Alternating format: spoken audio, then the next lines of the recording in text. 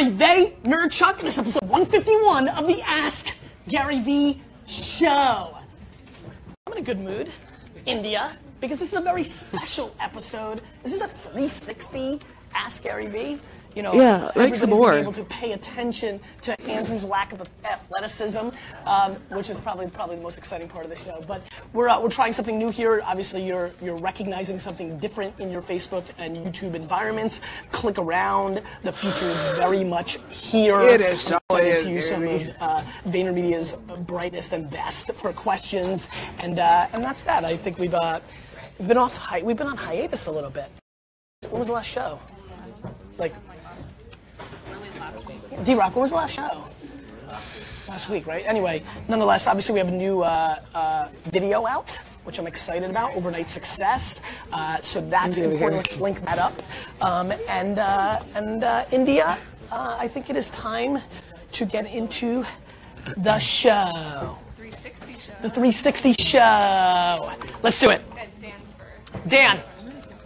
What up? Hey, my question is about Facebook and how they recently started their own creative in-house agency. Yep. What do you think about that? How's that going to affect the work we do? And Yes. how do we remain the experts on social when more platforms are doing work in-house? Platforms have done in-house from the get. I mean, this is a they're never going to replace agencies. And by the way, if they do, cool. Then we'll adjust. We'll start selling popcorn here. I'm like Gary V's something. I mean, parents. the reality is that there's too much danger for Facebook to start doing that because the agencies are going to push back against that and start recommending other things. I think what they're doing is they're trying to show best of class work, things that they believe in. They're pissed off at agencies for not doing Facebook stuff, trying to do TV stuff and things of that nature. So I think they're looking for it to be a North Star. They're looking to find other agencies to follow that lead. But, you know, all of them, Snapchat, Twitter, Pinterest, Facebook, Instagram, they all have got some level of this. To me, it's something I've never worried about, or other agencies I think should really worry about, mainly because, one, if they're good enough and that brings the most value to the customers, then that's what the market should be, and then all of you will work at Facebook. I mean, that's the way it should be. But two, I don't think it's in their vested interest as a platform to get into the client service business. I think it's a very tiny dot in the ecosystem to try to move the creative in a direction that I think is meaningful for their platform, and it's a good way to spark. Look, you're asking the question, so it's a good way to spark the market. For me, I default in living in that environment that you have to make that content, and so I'm not scared, and good for them, and whatever. Awesome. Congrats to your Eagles. Thanks. You got a little Eagles? Of course. Always. Feeling good. Go Birds. Oh, you've got a mic. We're real professional here on 360 Ask Gary V. I'm not sure I'm comfortable with that. All right, Sasha, let's go over to Sasha. Hey, Sasha. Hi. How are you? Good. Good. What's cooking? I've seen this extra commercial trending everywhere. The extra commercial, the gum commercial, yes. How do you foresee cinematic commercials within the social space? Yeah, I think that, I think the reason extra commercials doing well is because it's a good piece of content. It's a beautiful love story played out. The brand is integrated smartly and not forced. And I think Facebook is the environment to produce video for, and that's why we're seeing it do well. There's been great love stories executed on television, but if that ran on TV as like a, and I don't know, do you know how long it is? Like 2 minutes? I don't know. It's longer than 30 seconds, right?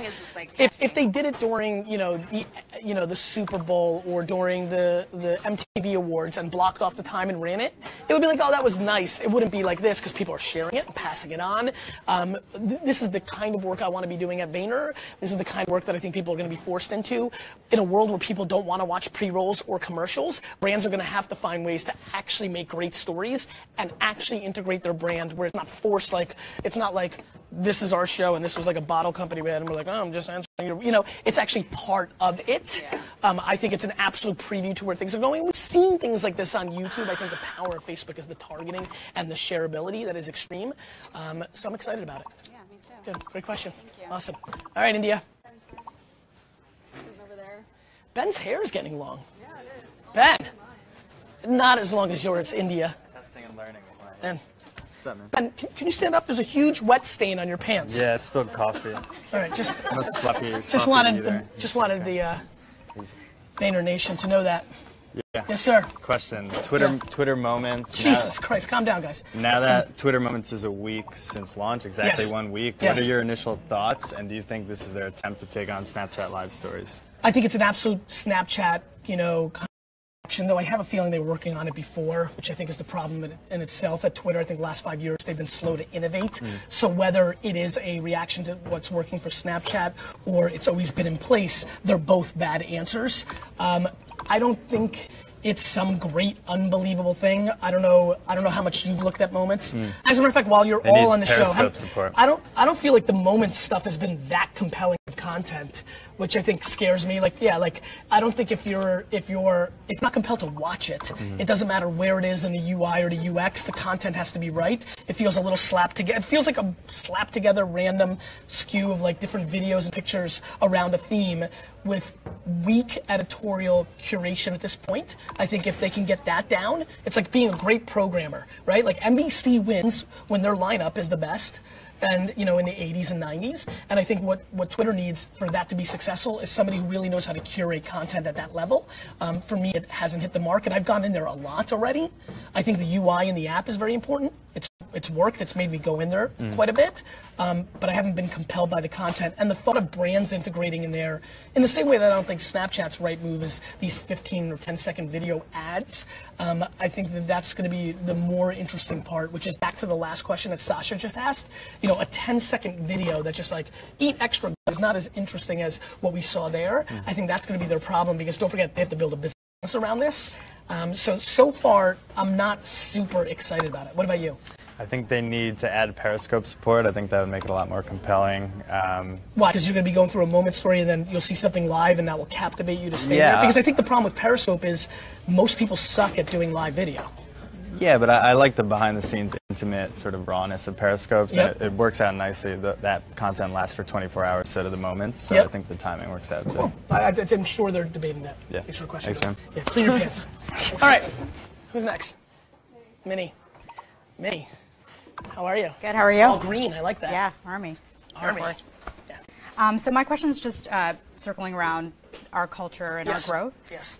Year after year, and I've been here for a year, and just seeing our culture grow twice in its size. Yeah. Any impacts or learnings that you've taken away that have just shaped how we're looking forward and how we're staffing our business, how we're maintaining our culture? I don't see them anymore. I think the biggest thing I learned over the last 18 months, as we've had a lot of growth, is that if the intent is right, and look, you being the head of HR, you have such a view that so many other people don't, which is you get to see in the closed door meetings with me the consistent North Star of, I don't know, you've had HR jobs before. Like, I feel like a lot more people make a lot more business decisions, and the money is a big variable in, let's not give this person any more time, or let's fire this person, or let's promote this person.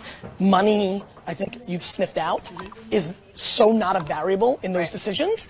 I think what's happened in the last year, to answer your question directly, I think I'm even more confident than ever that if your intent is right and you're committed to that intent at the top, that you can scale that, whether it's 20 people. I mean, look, there's a ton of people watching right now that work in offices of 27 people, and their culture sucks shit. The amount of people here that have worked at places that had 29 people. I just met somebody the other day who was like, I just came from another agency and our culture was so bad. They had 16 people. So I don't think the number of employees is the variable of a culture. Gary V. I just spaced you, Gary V.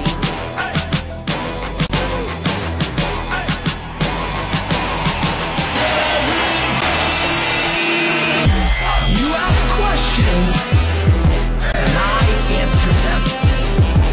This is the Ask Gary V show. What? That's so bad. I'm gonna stop it because I gotta stop it. Hey everybody.